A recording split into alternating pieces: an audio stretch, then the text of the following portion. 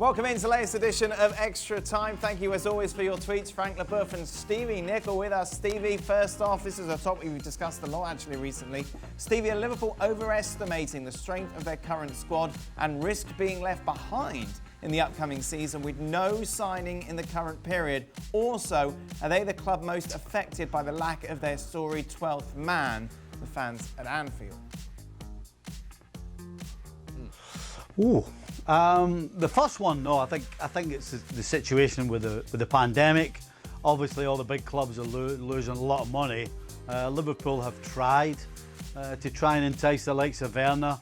There've been talks about Thiago, but it seems like the finances are what's holding them back. So if that's what is holding them back, and I think it is, then I don't really think you can point the finger at Liverpool and think for any second that they're just going to sit on their laurels. And the second part of it, absolutely 100%. Listen, when you play at Anfield in front of the Kop and it's not there, it's a completely different ball game. Frank, did you like playing at Anfield when you were at Chelsea? Yeah, it was a nightmare, but you like to be in those situations because I was a big fan. Every time I used to work for ESPN with Kevin Keegan at the time, and he was one of my idols, and I was following Liverpool when they were beating Saint-Etienne in what I think it was 77, something like that. And yeah, you know that it's a big chance when you are on the field, even if it's against Liverpool, against that fantastic crowd. But yes, it's absolutely an experience, and I had the chance to go there, to be beaten first time very badly, 5-1 I think. But it's still a chance to in a football career to be there. Of the 5, how many were your fault, Frank? None of them. I even scored a penalty. Oh, he gets that in. There it is. So Frank, if you were Upamecano, would you go to United now or wait a year and go to Bayern Munich? I will wait. I will wait. Manchester United, we talked about it, is getting better if it gets because they got Van de Beek and all the players that we see are doing good. But we want to see the consistency of those players, like Martial, like Pogba. What's going to happen, you know? Well, when you have the chance to go to Bayern Munich, which just became the Champions League champion, I mean, you better wait and go for a club who is certain to play in the Champions League every season, who can win every season the Champions League. I think it's a big opportunity for Upamecano to go there if he has that chance. Manchester United is rebuilding to get into a new era, but lots of question marks goes onto this team and this club. So I would be Upamecano. I would wait a little bit. Yeah. What would you do, Stevie? Do you know, I think it's very difficult when a team like Manchester United agrees with the club and then it's down to you to make a decision. Do you stay where you are or go to one of the biggest clubs in the world? I think a 21-year-old is as mature as this guy seems to be on the field. I don't see how a 21-year-old turns it down. It's been a long time since the guys talked about Mourinho. Do the guys think that Spurs can finish in the top 4 next season? We cannot overlook the fact that this is Mourinho's second season with them, and he always delivers in that second season. Frank? Well, you know, I will wish the best to Mourinho and Spurs because, I mean, Spurs, like 2 seasons ago, finished in the final of the Champions League. So we can't put, and erased Tottenham to not being in the best club in the world. But they lost a lot. I don't know if they're gonna regain what we thought and the trust that we had on that club.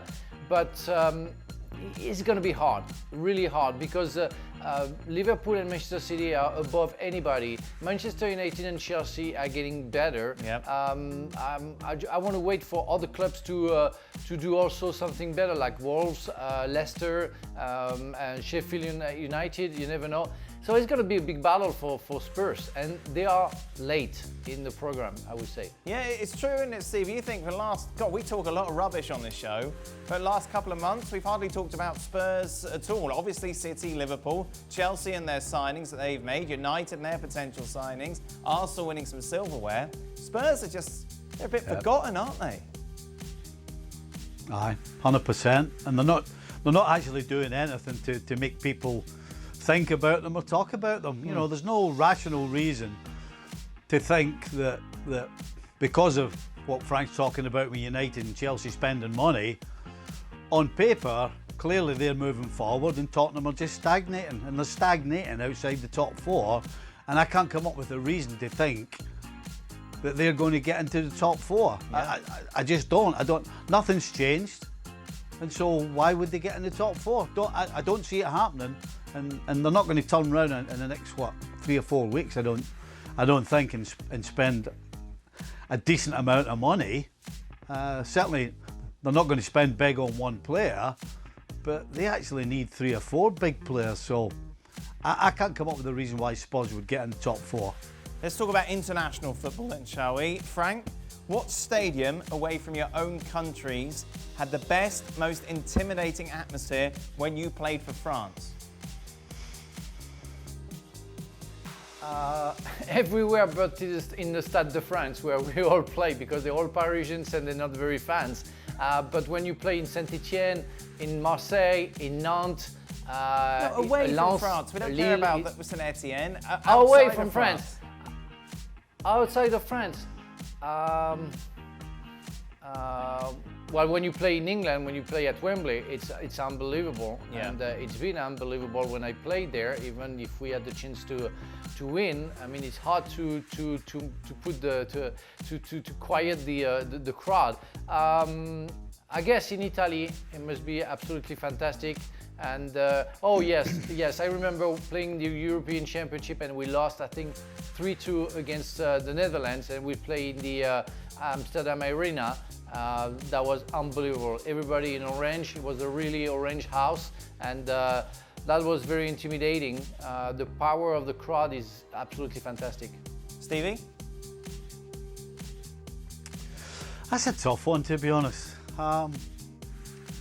You know, I remember playing Spain in one of the smaller grounds. I can't remember which one it was. I actually was ill on the trip and didn't play, but I remember sitting during the game thinking about how great the atmosphere was. As far as playing's concerned, I don't remember feeling intimidated away from home, actually. In fact, the only time I did feel intimidated was an under-21 game in Italy. We played at, a wee ground somewhere where basically you were arm's length away from where the crowd were all the way around the ground, and we were getting absolute dog's abuse, and you were scared to go and get the ball for a throw-in, to be honest. So I would say that was the worst one. It was actually an under-21 game away. Just blow the final whistle, get us out of there. Frank, who has the most left to give a club? James Rodriguez, Coutinho, Mesut Ozil, or Gareth Bale? Who is the most left to give to a club? Yeah. What does it mean? So let's say out of those 4, which one would you have? Who would you have out of those 4? Oh my God. Maybe Coutinho. Yeah. Coutinho was pretty good in the semi-final. He just won the Champions League.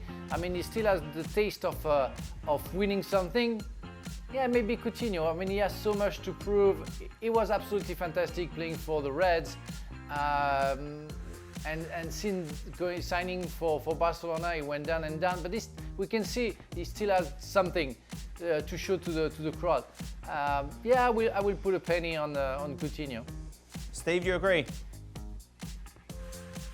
Yeah, I think I'd have to agree with that. Yeah, I think it seems like Bale's done and dusted, kind of semi-retired. Ozil, I've no idea what he is or what's going to happen to him. But he hasn't played a game. Well, he's played half a dozen games in the last 12 months or something. James Rodriguez, you're never sure what you're going to get. So I would go with Coutinho. Yeah, absolutely. I still think you can get something from him. in the right place, yeah, I'll go with Frank Coutinho. Frank, do you think Hansi Flick can continue to play with a high back line in the next Bundesliga and Champions League season? Or will the other clubs have figured them out by then and they would need a more conservative approach?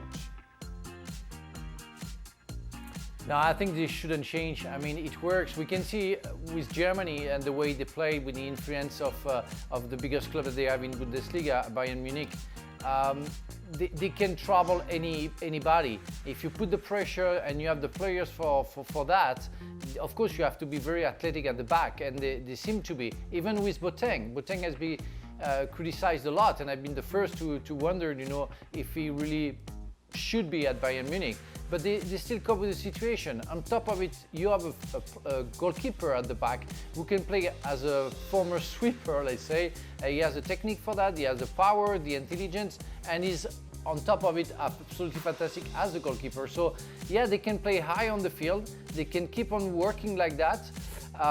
If they keep Thiago Alcantara also in the midfield, it will help a lot, because you need to be very, very good organizing the game, organizing your teammates also to pressurize the opponent, and they do that absolutely well.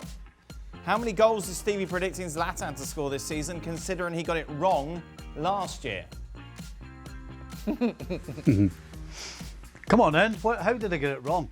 Well, he scored 10. You How said many did he get? I think you said he was going to get 5 or something. No, I didn't know it.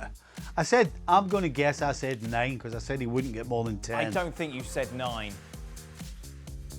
I didn't say 5. I mean, seriously.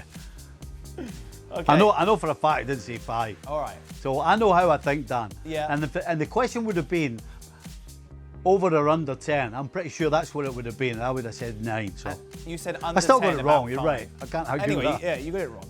So what about this season? 9. 9 in the whole season. What, in the league? Yeah. He got League 10 goals. in half a season last year. Oh, do you want me to change your mind? No, I'm just saying. It seems a very conservative estimate. League goals. Say again. League goals. League 9. Yeah. Well, it's a conservative, yes, because listen, he'll play less games next season than he did this season. Why? And I didn't think he would get 10 league goals. So why would I say more? Because he'll miss more games again. Because he's playing more games So this season. I'm going to go with 9. He's playing more games this season than he will last season. What do you mean he's playing more games this season? He hasn't kicked a ball in what? The pandemic. Do you think that's going to help a 39-year-old? Well, he's going to be 39 shortly. If there's one thing you can't do when you get in the high 30s is stop playing for a period of time. He scored after the pandemic. I'm just has the season started yet? No. You're being hard Right, on Steve. there you because, go. I mean, So what's the question? He scored. It was fantastic what he did last season, because it's kind of a record for a player at his age. And if you I ask agree. the question to any talent, if you have questioned any talent about how many goals he would have scored when he signed for Milan, nobody would have said more than 10. So I think it was just fair Stevie to say said 5. under 10. Oh, that's correct. That's what because I said that. I said 9. So there you go. Okay. Yeah. Frank, who will fill in Thiago Silva's spot at PSG?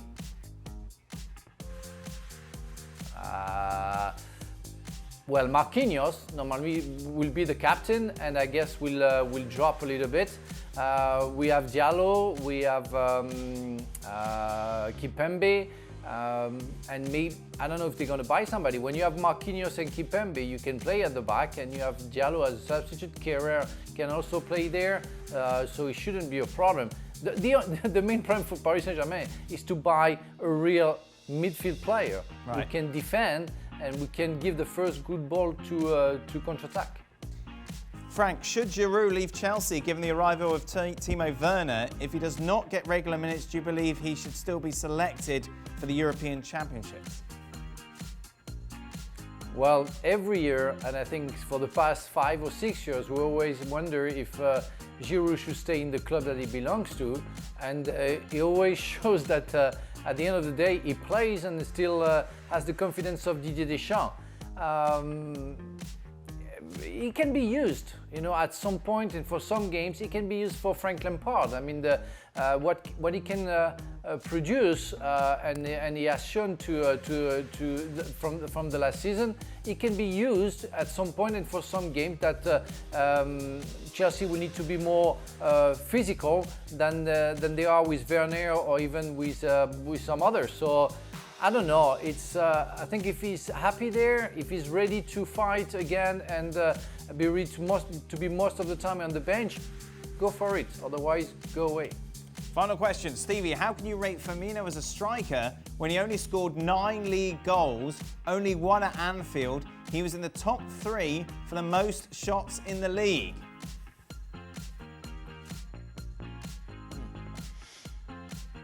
Is this a personal question to me that I said he was like a top striker?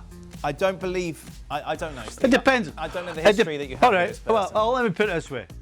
Let me put it this way.